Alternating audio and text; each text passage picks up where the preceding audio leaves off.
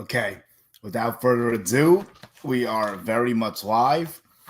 Um, Episode 13, Yankees and Mets pod.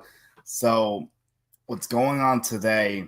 We're going to talk about J.C. Escarra's walk-off 2 nights ago now because now my time's all messed up, but in an off day, so still the last game at least. And the Mets, Juan Soto heating up. Those are two big topics. Going to get into Jason Dominguez's playing time. Trent Grisham, Ballinger, the whole outfield puzzle. And then for the Mets injury updates, not good ones, unfortunately, for the most part. Although Ronnie Mauricio's returning, we'll get into that. Beatty's back off from AAA, and Acuña's playing well. That's some stuff from the Mets side of things. Alvarez is getting warmed back up still. He's been back for like a week plus now. McNeil's not doing so great. Some Met fans aren't thrilled there. And then with the Yankees, it's the rotation outlook.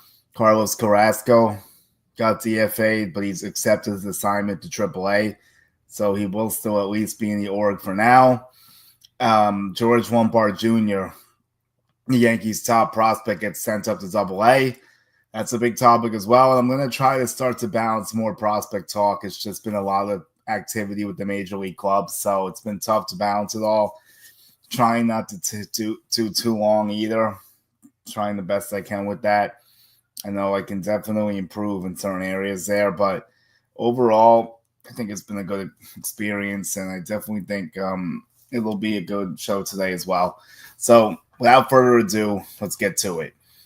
And I'm going to share this link on live as well. Make sure the sound is working. It should be now, so that's going to be a fun thing to do as well. Let me see what's going on. So, yeah, no, I didn't send any feedback for StreamYard.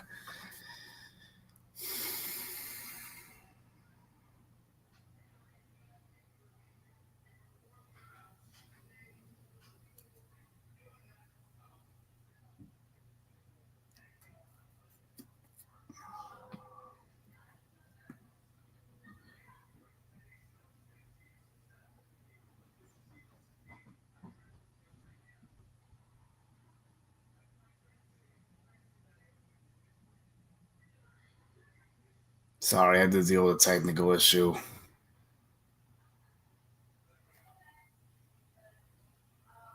So, we're good to go. It should be live and everything, and I'm going to share this on the links too. So, J.C. Escarra had a big walk-off yesterday, and to me, it's just like a moment that's culminated in a lot of things because last weekend was not his best weekend. He had a rough day against the Rays. He had a catcher's interference. He hit into a double play into a big spot. And it was really questioned the fact if he should be hitting or not.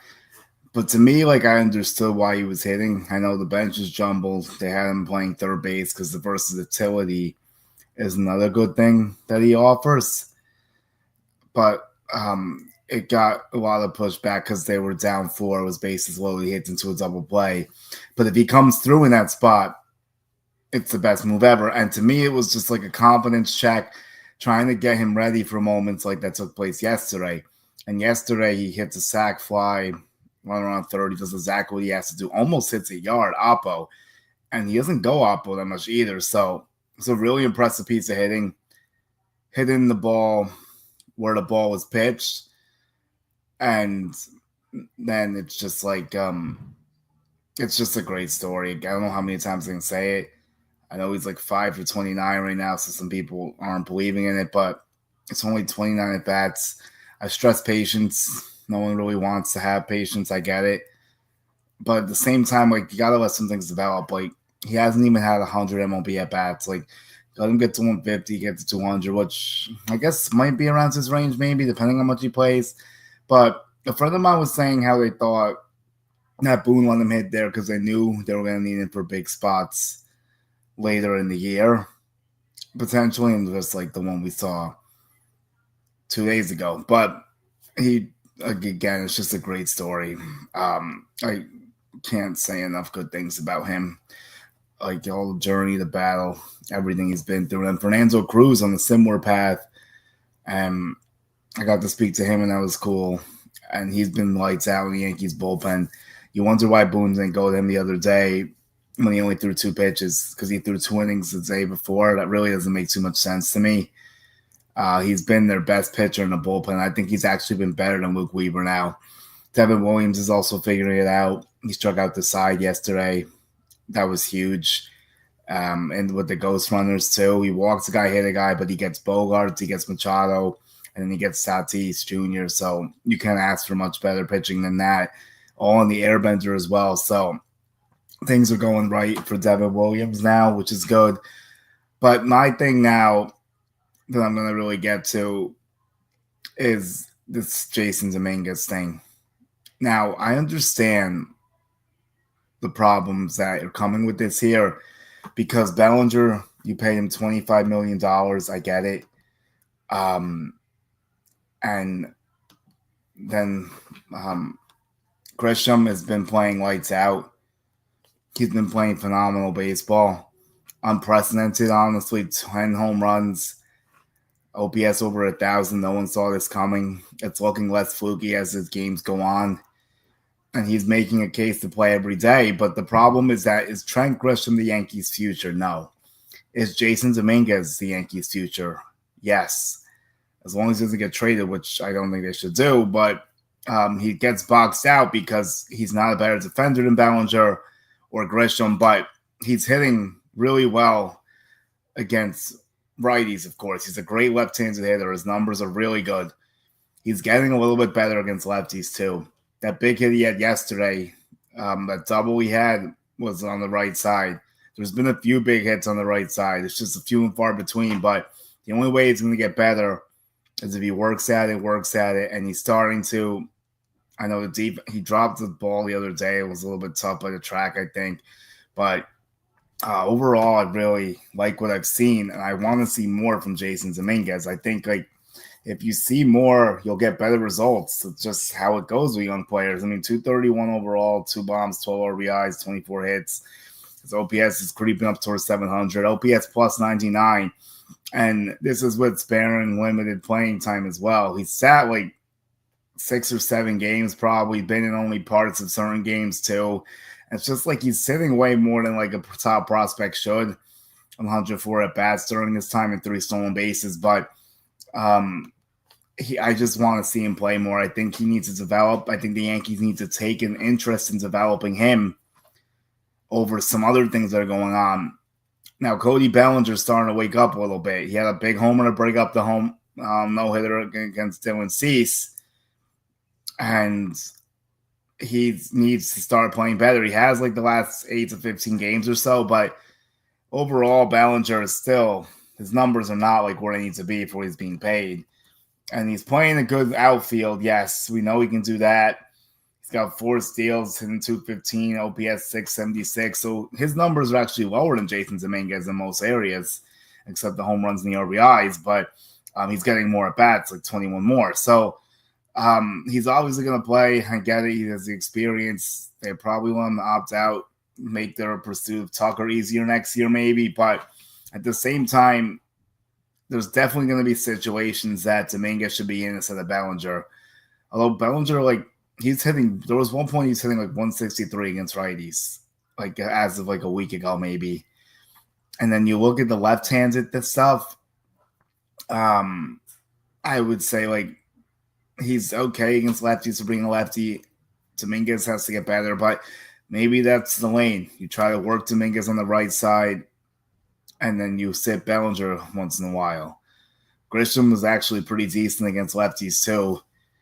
And obviously Judge is not going to sit, nor should he. Still batting over 400. I think it's like 414. So that's still rolling. How long can you do it? When does it really become a story? To me, it becomes a story if he hits June and does it. I think Paul O'Neill was in the 4 ranges in June. It's probably the last Yankee to mess around with it, or like May, late May, or early June, I think. This was like, I want to say 94-ish maybe, something like that. But regardless of that, Aaron Judge just continues to be amazing. And I say I run out of words for him, and I still don't have enough words for him. The only words I have, like, in the negative light, is he has to be better in high leverage situations. It's just that simple.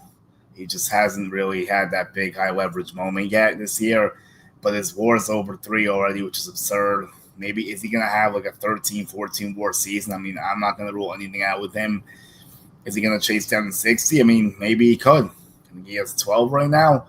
So that's where I would go with all that with Aaron Judge. But getting back to some other topics at hand, let's talk about more of this pitching. Carlos Carrasco, the moving parts here, Will Warren, because I was out there Sunday, didn't look too good. The defense was not helping him out at all, though. So Carrasco gets sent down to AAA ultimately. He takes his assignment. Boone didn't rule out a return. They said it was a tough decision because of bullpen moving parts. They call up Yerry De Los Santos. He looked decent when he pitched. And now you have Loaiza on the horizon to return. He's in AAA. Not sure exactly how many games left, but he did have 2 scoreless the other night. I'm going to guess he maybe comes back when they play the Mariners, if I had to guess, but I don't fully know. Obviously, another good piece of that bullpen that they're missing. Jake Cousins and Giancarlo Stanton, live batting practice, so they're both getting closer. No date for a rehab for Cousins yet. Same thing with Stanton. My guess is Stanton's going to return after Memorial Day. I think you'll see him in early June. And I know everyone's saying that he can only do a few games of rehab, but remember how bad he was when he did that. I would like to see him get a week's worth of at-bats. This guy has not swung a bat consistently, in a live setting.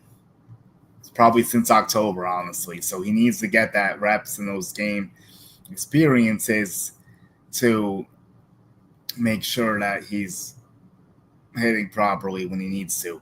I don't want him to just get rushed to the rehab. He comes back, he's rusty again. He starts striking out all the time.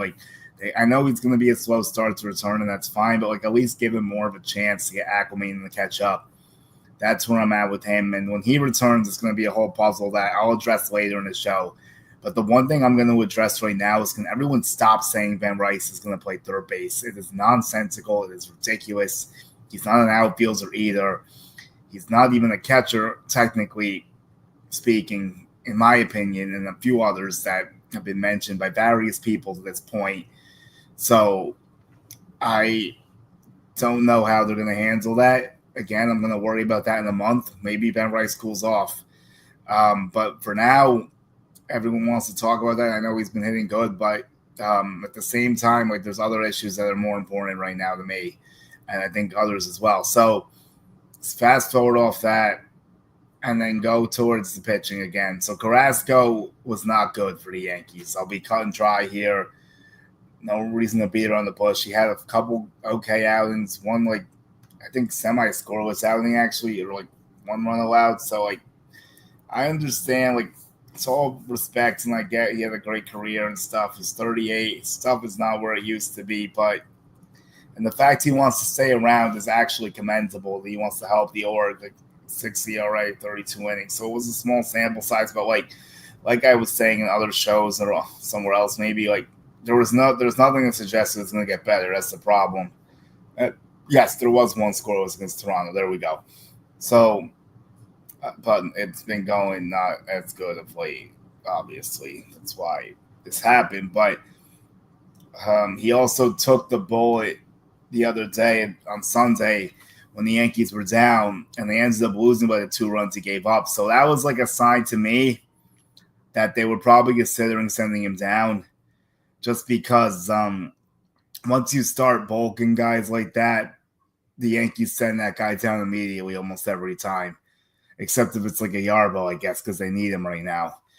But we saw it happen with Gomez, various others throughout the year. So I was not that surprised to see Carrasco DFA'd. I think some people thought the Yankees would give him more of a leeway and a rope here because things have happened in the past. But the way the season's been going with all these rotation struggles, they couldn't do it anymore. They got to try something else. So what is that something else? I've mentioned Alan Winhouse before. I think he's the next guy up.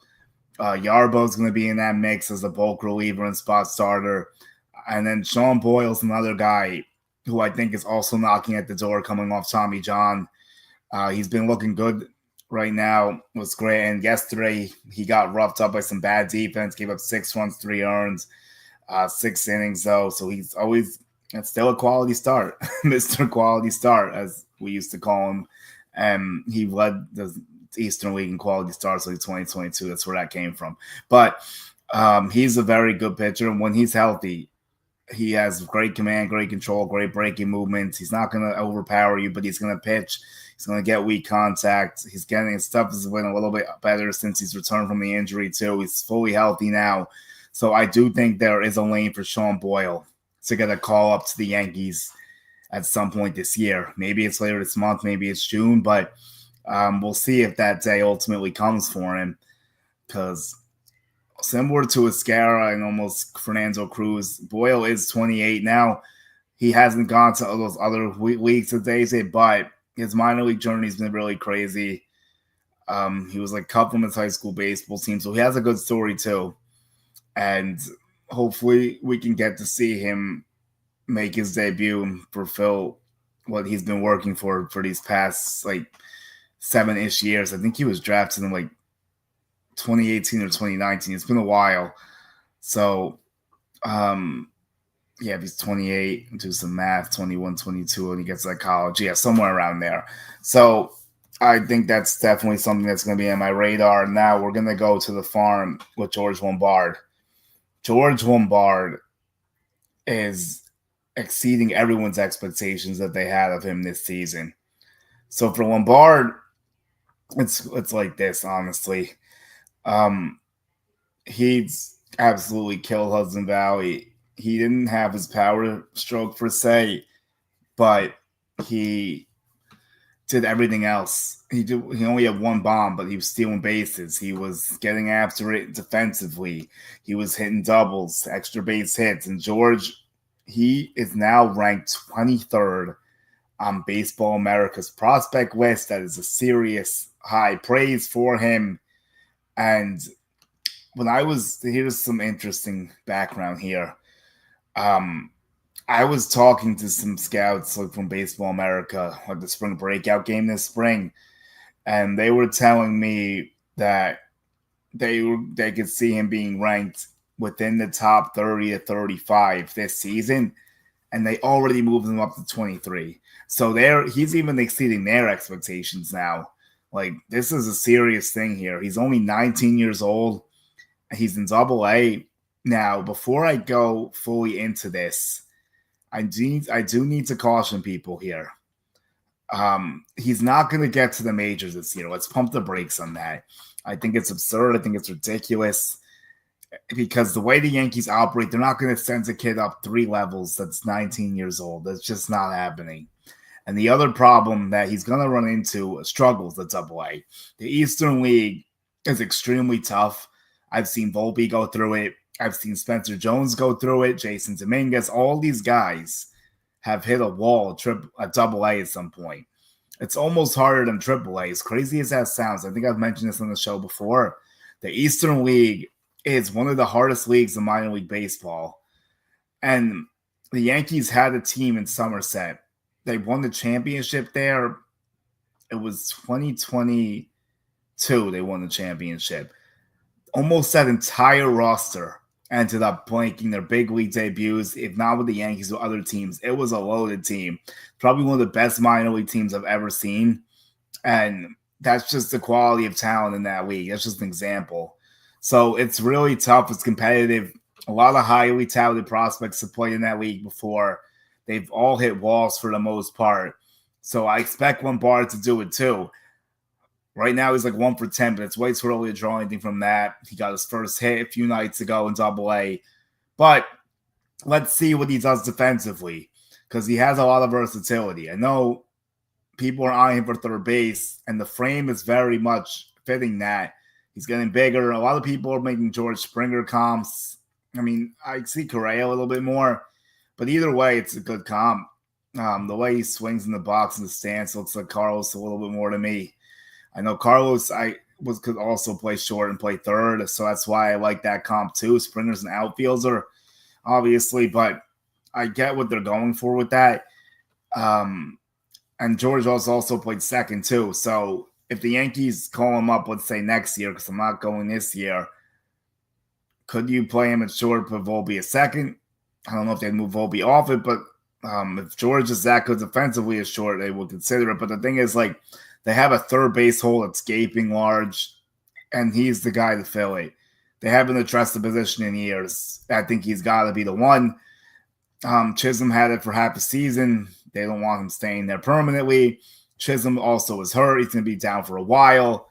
We're talking like 2 months potentially. You might not see him till early July at this point, maybe late June if they're lucky. But Chisholm's going to be out for a while. So that makes a very complicated infield picture as well. Jorbit Vivas is getting some looks at second base. I think they should continue to give him a trot. The only problem is the Yankees don't like him as much as you think they do.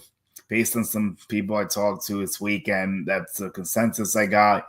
I mean, they started Pablo Reyes over him, which is not great, obviously. But then they pinch hit Vivas later in that game anyway. So that's another debacle with the whole situation. What Boone decided to do with Escarra, what he decided to do, like everything else, and not having Wells hit and having him coming to catch. So it was like, that was a tough situation. He did not handle it well.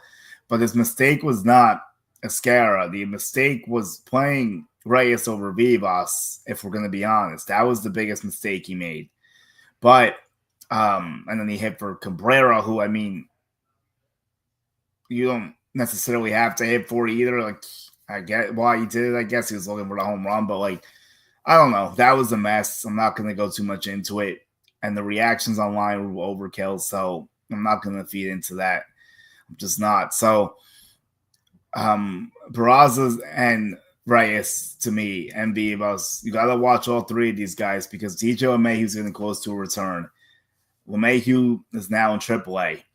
There's rumors that he might join them during the West Coast trip, and I think that's very possible. I don't know if it's going to be against the A's. I'm not sure if it's the Mariners, but if LeMahieu gets activated tomorrow, let's say, does Reyes get DFA'd? Does Peraza get DFA'd? Does Vivas get sent down? If it was up to me, I would DFA Reyes because I'd still like to see if there's anything I can get out of Peraza. Like I said in the last show, I don't think there's much to get out of Reyes. Vivas is worth the look. He has a good bat, base percentage, lefty stick. His defense has looked good in the early goings at the big league level. He's got speed. So, to me, that's the guy that I think deserves a look more than any of the other guys, honestly, because we haven't seen him yet. So maybe I can get something out of him. LeMahieu at this point needs to be a bench player, but because of injuries and the money he's making, he's going to get another look. They're trying him at second base now again, too. So he's going to play second and third, I guess. So I guess we'll see if they can squeeze anything out of him. I'm still not believing that, but maybe they can. I don't know. So last thing on the Yankees before I switch off and I hit on my Mets topics here is that I would say it's that wait, I just had it. Sorry. The last thing is the rotation. I would say that with the rotation, like Winhouse is going to be looked at to get the call again. Just to summarize that, I think Yarbo and Winhouse are going to get looks. Boyle's definitely right there in that conversation. And then Warren's got to watch himself too because he and not pitched well. Like I said, defense didn't help him, but he has not been pitching too good of late. I think he's only going to get 1 to 3 more looks, maybe even 1 to 2. If he doesn't figure it out, I think he's going down in the minors potentially. So he needs to pitch really well his next few times out so they don't do that to him.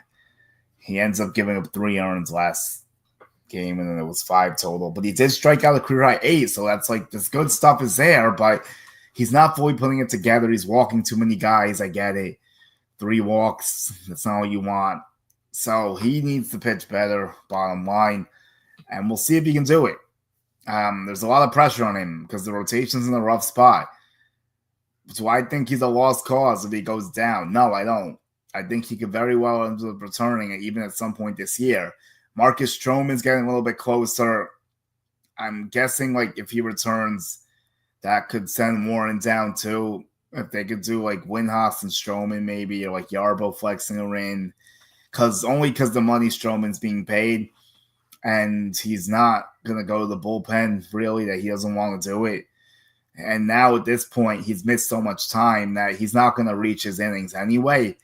So I think the Yankees actually would let him start a few games to see if he can figure it out. But if he can't, then do they just cut bait because they know he won't reach his innings? That's possible as well. So there's a lot of moving chairs here with this pitching rotation. Luis Hill's still a little bit away. Maybe under 2 months now, maybe 6 weeks at best. I'm entirely sure on that. So in the bullpen, I'd probably watch for Matzik and De Los Santos when Loizica and Cousins return. That's probably what they would do, I think. Matzik, I think, can go back down because he signed that split deal. And Santos definitely has options. So the Yankees had a big series win against the Padres. Max Fried was lights out. He's been phenomenal. He's been worth every single penny the Yankees have given him. 8 Ks against the team that drafted him. He showed up. He gave up 1 run to Jackson Merrill, who's a stud. So it's Max Fried is done. It's like inexplainable. He's definitely firmly in front for the AL Cy Young. I would put him over Hunter Brown and a few others. I think Fried could end up with some hardware this year if he keeps it up. And Grisham, again, against his former team, to hit 2 bombs like that, to hit that bomb yesterday off the bench, that was cold-blooded. That little bat flip, he caught the bat, flipped it again. Like, Grisham's feeling it right now. And his defense is so good, it's so tough to take him out. That's why this whole little musical chairs thing with Dominguez and everything is tough. The other way to solve it is to give Goldie more days against righties as well. I've noticed they've started to do that slightly, not too much, but Goldie's probably going to start to regress. Not to the point that he's going to be bad, but just like I don't think he's going to hit 350 this year. Like, that's not bad. That's okay. If he can hit 300, even if he doesn't have that much power, that keeps the line moving. It helps Judge out. It helps everyone else out. And that's exactly what he needs to do. He's hitting 341 now. So, yeah, maybe we're in that regression phase. But, again, he's been great. Really good. The Yankees have definitely made the right choice with him over Christian Walker for now, it seems. Walker has not got off to a good start in Houston. And then the last thing for the Yankees is Austin Wells. Austin Wells, can everyone just let Wells hit? Let him be, let him cook? I mean, Austin Wells, to me, he's one of the best hitting catchers in baseball. He has a lot of hard hit outs. He has some hard line drives that get caught. He hits some balls by the track that probably carry out when the weather gets warmer. He's been squaring up the baseball without getting some results. But 2 days ago, 3 now, I guess, he really got some results. He had, I think it was 5 RBI in an inning, I want to say, because he had the grand slam and then he had a hit too. So Austin Wells is going to be an important part of this team for the Yankees. He has a great bat from the left side, obviously. His defense has been very good. The only thing he needs to clean up is his throwing arm. He has 7 bombs on the year. OPS is 733. It's exactly what you want from him catching. Batting average at 212 and OBP at 264. Could definitely get better. I think they both end up getting better. And I think he's in store for a good season. He's going to continue his progression. So now we'll move forward with that. The catching situation looks really solid with Wells and Escarra. And to reiterate, I don't think Rice should be catching. And I know people are saying, oh, he's going to catch 1 to 2 days a week. I don't think that's going to happen. If it does, it's going to put the pitchers at risk. It's going to put defense at risk. Like, there could be some late game situations. I mean, his back could make up for some of that, but we saw this with Gary Sanchez, and I don't think the Yankees want to do that again. So let's move on. The New York Mets and Juan Soto. Juan Soto is slowly waking up. He had 2 bombs the other day, one of them against Merrill Kelly, and he also had a couple times he was robbed against the Cardinals. I think Victor Scott got him, and then he squared up a few baseballs that were like close that he just couldn't get out. but 7 bombs. The OPS is up to 863, which is low for him still, but better than where he was at. OPS plus 148, also better on base, still right around that 385. Once he gets to that 400 phase, he's going to be in a good spot. The slug is 478. He's hitting 261, which is also low for him. 17 RBIs is definitely low too, but it's all coming. He's about to go on a run, I think. The Subway Series is coming up. He wants to be prepared for that for a million different reasons. And he's not someone to take lightly. He's going to figure it out. He's starting to figure it out. And once he does, the Mets are going to be even in a better spot because, they did hit a little skid. And that was expected because they were playing over their heads. And yes, both teams were still in first place. So the Yankees are in a weaker division at 21-16. And the Mets are 24-14. They're still in first. And they're still right around the best team in the league. Dodgers, of course, 25-13 as expected before the season. But they're 1.5 games up on the Phillies now, so it's getting a little closer for them. The Braves are putting themselves back in the mix, 5.5 out. But Soto's starting to make better contact. He's starting to elevate the ball. He's starting to go to the opposite field. He's starting to do everything the Mets want him to do. So there was an interesting tweet I saw that was comparing some stuff from this year to last year. And I don't know if I could get like the full scope of the 38 games because I wanted to see how he was doing with certain power numbers that like this wasn't in his tweet. But I'll shout out Master Flip on Twitter. He's also the Mets translator at the games and everything. His name is Allen, but he did a little comparison that interested me because I know a lot of people have been talking about, okay, here we go. So Soto first 38 games with the Yankees last year, 49 hits. This year he has 36. 33 RBI last year. This year it's only 17. 26 walks last year. His walks are up 3 this year. Stolen bases last year 4. This year 2. And team wins right on the same 25-24. So what I wanted to see here was like OPS and slugging and on base, but based on all this stuff, it's very clear that it was higher. All those things were higher with the Yankees. I don't know how much exactly, but it looks like a good margin here because he had 13 more hits. So the race is like the 3 walks. It's like a 10 difference. So more homers, more RBIs. So all that other stuff is higher. But again, he's going to make up for that. Is he going to fully do what he did last year? Like I said in the last show or so, no, I don't think he's going to be exactly quite as good as he was last year. But he's still going to be really, really good. Like he's still an elite player. He's still a top 10 player in this game. And the real way it's going to get judged, and the one thing Met fans are going to learn to love about Soto is that he shows up when he has to. He's going to have a big postseason. He helped the Yankees get to the World Series last year. He could very well help the Mets do that. And if he somehow goes all the way through and delivers, then every Met fan's going to say that deal was worth whatever they gave him. The next 14 years of gravy if he does that. Like Straw said, it's a 15-year marriage. You're not getting divorced after a month. So I think, like I've been saying, he's going to be fine. Now you're starting to see that come through a little bit more. And the Subway Series is going to be absolutely insanity. What's going to happen when he goes back at Yankee Stadium, it's going to be very, very interesting to see how his reception is. It's going to be rowdy. It's going to be loud. The bleacher creatures are going to be on him. But, Soto loves the show. He loves the theatrics. He loves to do that shuffle. He'll flip his bat a little bit. He's going to stare at the ball. He launches one, especially to the bleachers in 203. And he's going to hit a few bombs against them. It's coming. But I can't wait to see how all that goes. It's going to be fascinating theater. And both teams do very well stay in first place. I know it's only May, but if the same situation applies in July, they're still both in first, then it's going to get even more serious. But the Subway Series this year, I know it's early.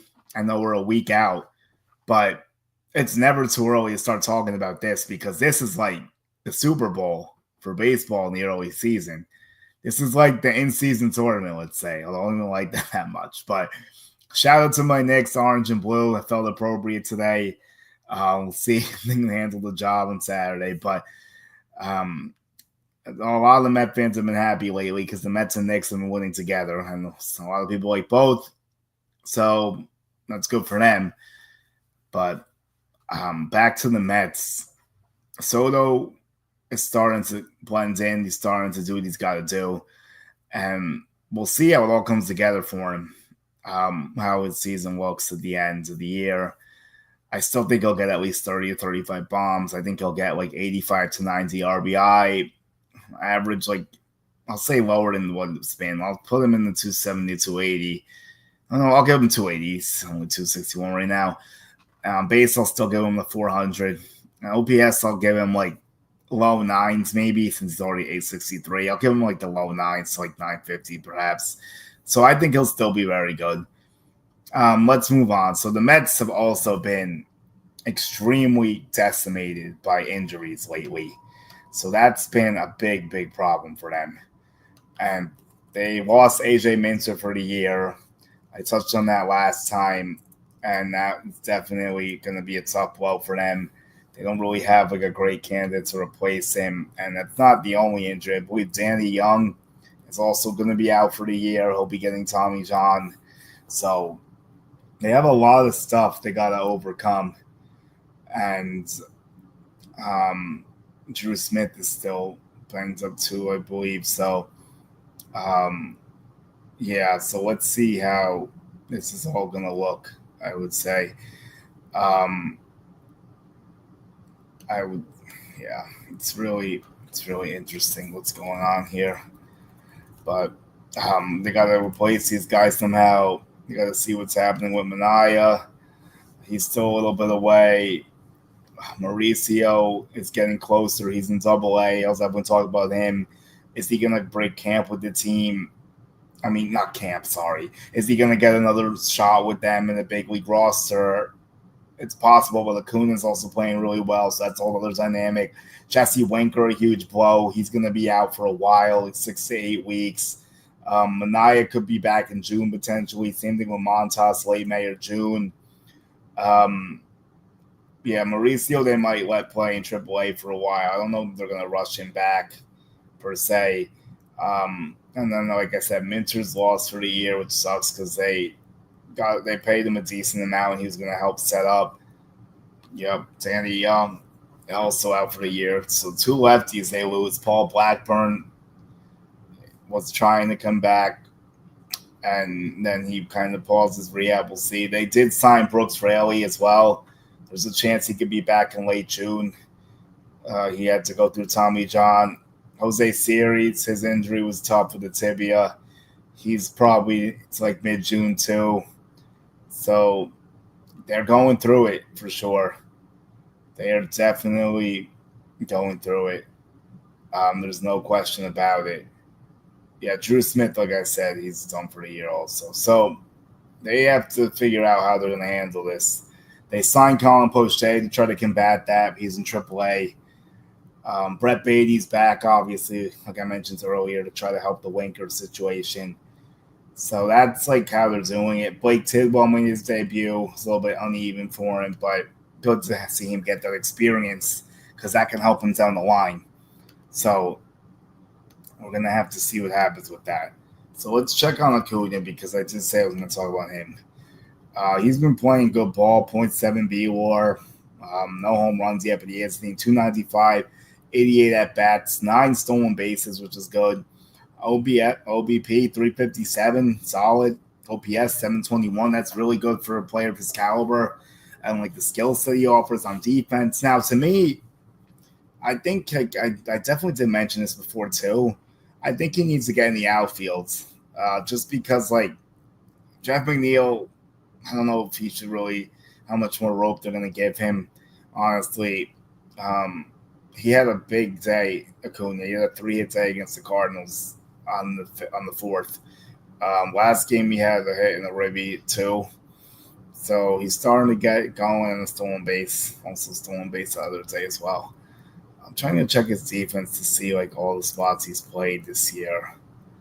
It should be somewhere, but I'll get that. So it's like Acuña is a very solid player. Does Mauricio have a higher ceiling? 100%. Does Acuña have a better floor? 100%. So what's better for this Mets team? You might want to just go with Acuña because, he'll give you solid defense, good speed. His bat's looking okay, around league average. And that is good enough for what this Mets team is constructed as right now. And then Brett Baty, is he going to get more opportunities without Winker? Are they going to hold Marte through the whole season? I don't know. But Baty's a guy, like I said, he needs that full leeway somewhere. The question is, when is he going to get it? When is he going to get it?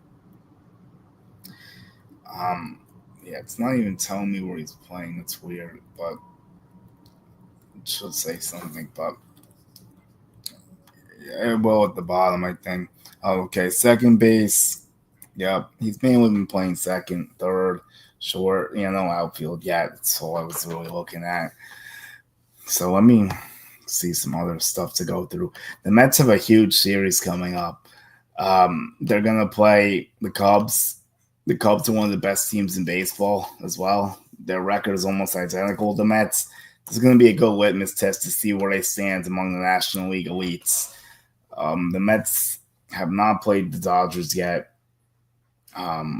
They did play the Diamondbacks. So I want to see how they're going to stack up against the Cubs because the Cubs, like I said, they're very good. Kyle Tucker, one of the best players in baseball, going to be a free agent next year. That's a huge story. The Cubs have a lot of firepower. Their offense is elite. There's no question about that. This is a heavyweight fight. And the one storyline I'm also looking at is Pete Crow Armstrong. Because the Mets, under their old management, made an extremely ill-advised trade for Javi Baez at the time and getting rid of Pete Crow Armstrong. Because you look at PCA now, and he's on the path to possibly being one of the best 5-tool players in this game. His speed's electric. His defense, amazing. It's just a matter of the bat, and the bat's showing up this year. So we'll see what he does against the Mets. He's hungry to get them because I'm sure he thought he was going to end up making his debut with them. But that's not how it went. That is not how it went. He's held together a good year, though. 27 ribbies, 9 bombs, 841 OPS, 2.1 BWAR right now. So he's a good player. And the Mets are definitely going to be upset when he does damage against them this week, potentially. But we'll see. Either way, he's going to have a good career. Lefty hitter. He's very well-rounded player. Going to check to see a few other stories. I want to say, if my memory serves me correctly, never mind. I got that crossed up with Twins thing. I was thinking about the Stroman trade, but it was Barrios. So, my other Mets topics here. Obviously, Soto's always a story. Mauricio, to me, is a guy that, if he reaches his potential, he's a star. But is he going to learn plate discipline? Is he going to stop swinging at his shoes at everything?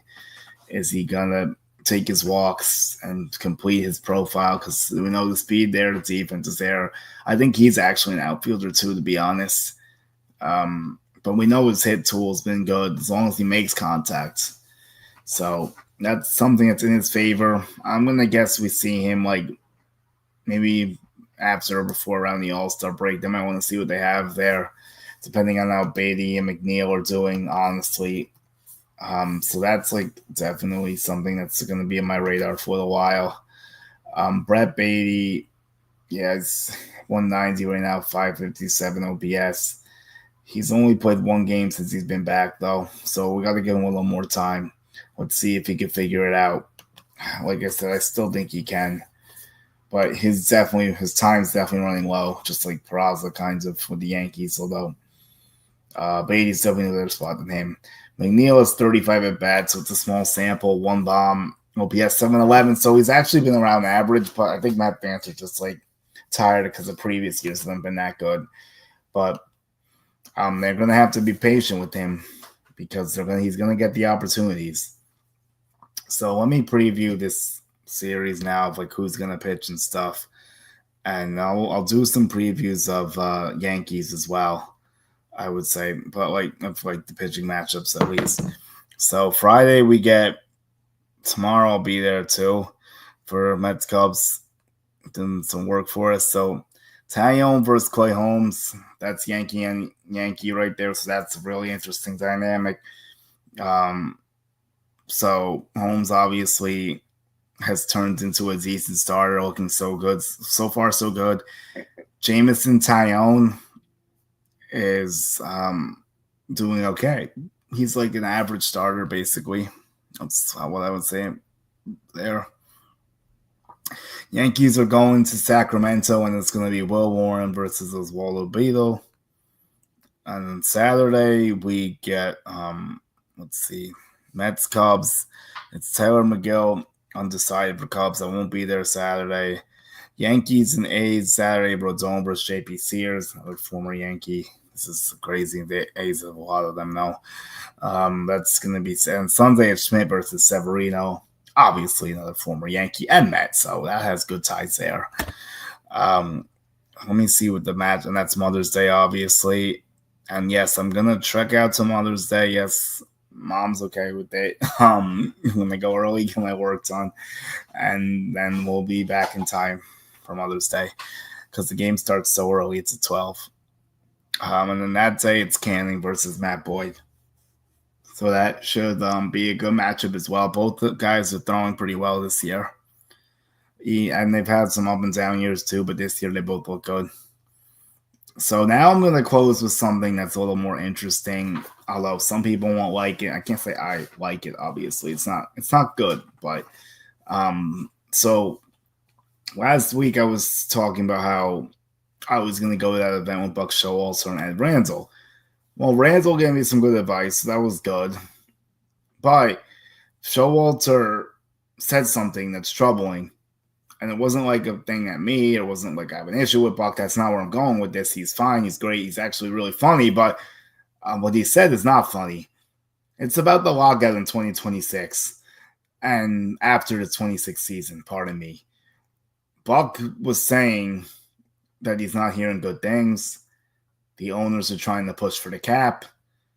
It might be a very, very messy situation. I don't have anything good to say about it. It's going to be a problem. Definitely enjoy these next 2 years plus, well, actually less than 2 years now, because there is going to be a lockout at the end of the 2026 season. I'm going to say the season probably does not start on time. It could be multiple months missed. Hopefully it doesn't bleed into the whole year. But the way he was talking and his voice was very sincere. It's not like he was joking, trying to be funny or break like some BS news. Like he was 100% serious. And he's still part of the PA. So he knows what's going on. This is not a good situation.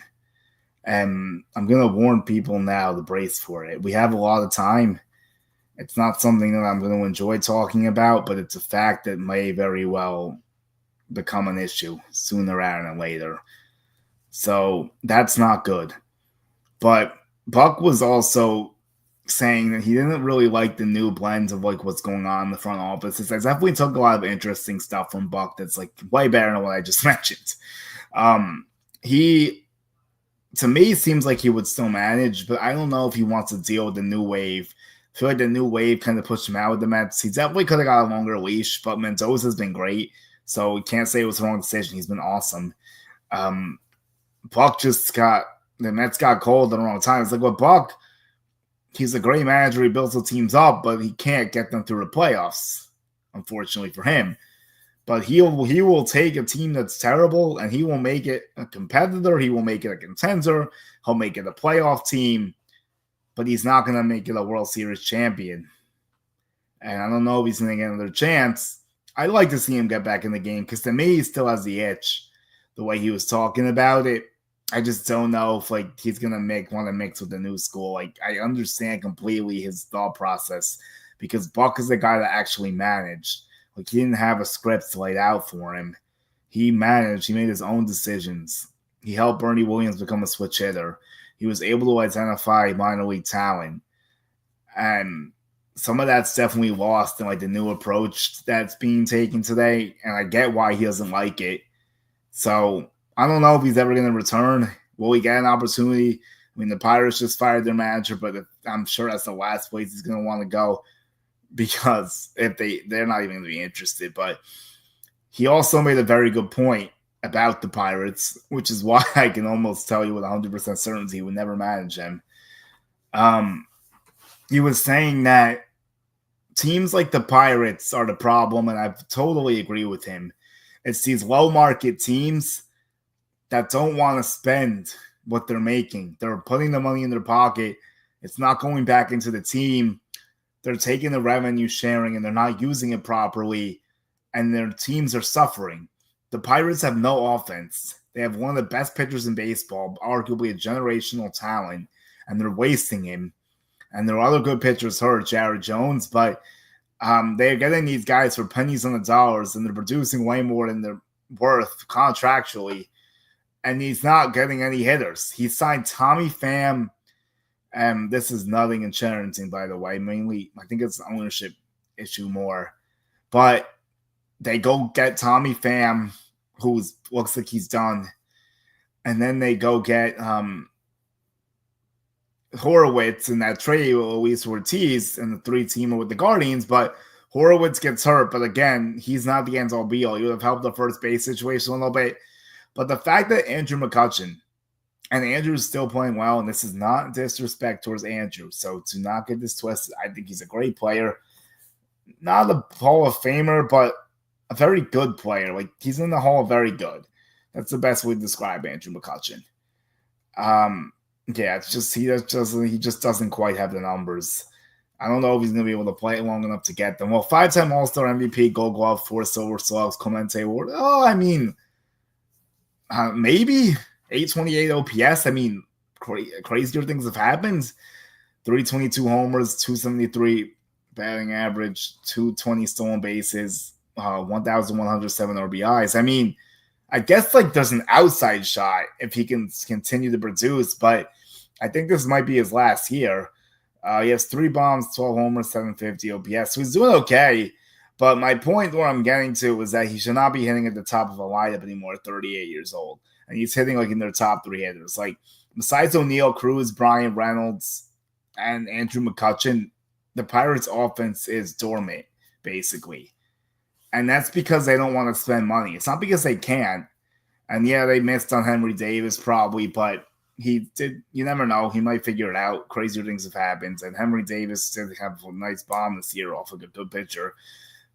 But they got to see if they can unlock something with Henry Davis. But besides that, I mean, they have been dreadfully bad developing hitting. They have been dreadfully bad with contracts. I think their highest contract recently was like Liriano, 3 for 39, 3 for 42, or something like that, like Russell Martin in that same range. Like, it's a joke. They don't want to spend any money. And the ballpark's great. Seems like a cool city. I don't understand. They could easily get players to want to play with Paul Skeens, but they're just not doing it. And it's a complete embarrassment to the game. Same thing with the Marlins. They're even worse with the investing money, although the record's actually better somehow. But they're even worse with pocketing money.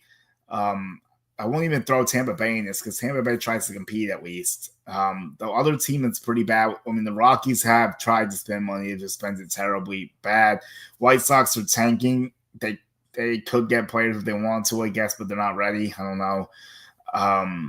And then, like, it's just a mess, though. It's just an absolute mess. But there's too many teams like that. The Guardians, the Brewers, the Royals to a lesser extent, that don't want to spend. And they're gonna want to cap everyone so they can feel like they can keep up. But in reality, if they were just willing to shell out a little bit more, they could just fill out better teams and it wouldn't be so unbalanced. That's my take on it. And I think it's gonna be a messy, ugly situation. It's not gonna be pretty. It's gonna be bad. It's not gonna be good with that. Trying to think of other teams. I mean, the A's are starting to spend because they have to move, so I'm not counting them, but like they don't get the pass. The Mariners are a great example. They have an elite pitching staff, and they don't want to spend money to get bats. I mean, they got lucky that Jorge Polanco is having some renaissance season, But other than him, they got Dom and Solano. Like, that's not good enough either. Their offense is definitely still hot and cold. And then, yeah, I think I went through all the teams. I mean, Reds are spending a little bit. Cardinals don't know what they're doing, but they have the resources to spend if they wanted to. So I'll let them be. But that's like the moral of the story. And the one other thing with Buck that I thought was cool is like he was talking about Don Mattingly in 1995, how Mattingly was at the end, how he announced to the team that he was going to retire, but he didn't go public with it until the Yankees were able to trade for Tino Martinez, because if he did that, then they wouldn't have been able to get him. So Mattingly took one for the team there, and he couldn't play anymore. He gave it everything he had. He lost that playoff series in 95, and that was a tough ending for him. And that was the ending for Buck as well. And George tried to get him back, and then Buck said no. He went to Arizona, and he almost builds them up to the World Series, and then the next guy gets them. And then he said, the greatest thing Buck told me was the story about walking Barry Bonds was hysterical. He said he did it because the pitcher was really bad against him. He didn't even think twice about it. And then even the Giants players gave him respect for it after the game and said it was a good move. This was when he was with the D-backs. He did it. Bases loaded, 2 outs, up 2 runs. He put the 4 fingers up. They walk Barry Bonds, and then the D-backs get the next guy out. Absolute chess move right there. Played to perfection. And then Buck was saying how Randy Johnson, this was another really good story, how Randy Johnson and Kurt Schilling will go toe-to-toe with each other and always try to one-up each other and compete, saying who could do it better. And they would like Schilling would be like, oh, you see what I did? Well, now go do this. But then the funniest thing was that Randy didn't want to come out of a game ever. And then one time, Randy was like, who you got warming up? And then Buck told him the guy, he's like, nah, I'm finishing this. And then he just gave him the ball and he finished it. Like, because I think there was a game previously, like a little while before that situation, that Randy had pitched to Jem. Buck went to the bullpen, they blew it. And then Randy was like, no. It's just a different game today. Like, the players don't have that power anymore. Like, the managers don't let them pitch that deep in the games. But Buck was a fantastic manager. He's good on TV too when he gets his spot still. So we'll see what happens with him. But unfortunately, the one thing he shared is not great. Can't sugarcoat that, sadly. But great baseball mind, great person. And the one thing he said that stuck with me is that you're never too busy to call someone and pick up the phone. He's like, and you're not as important as you think you are. And I've taken those lessons to heart, I would say. It definitely hits home with me. So I'm definitely like thinking about more stuff. But that'll do it for this show. It was definitely action-packed. It was 2020 to 26 and 16 of the Cubs, and the Mets are 24 and 14. And then you go across town, or really across the coast. Yankees 21 and 16, A's 2018. So these are both good litmus tests for both teams. So we'll see. It's definitely going to be fun. It's definitely going to be exciting. And we'll see what I can do tomorrow. See what I can bring in, content, stories, videos, or whatever. But looking forward to it. Thanks, everyone. And I know it's a late one, but have a good night. Let me get this outro video, and then we're good to go.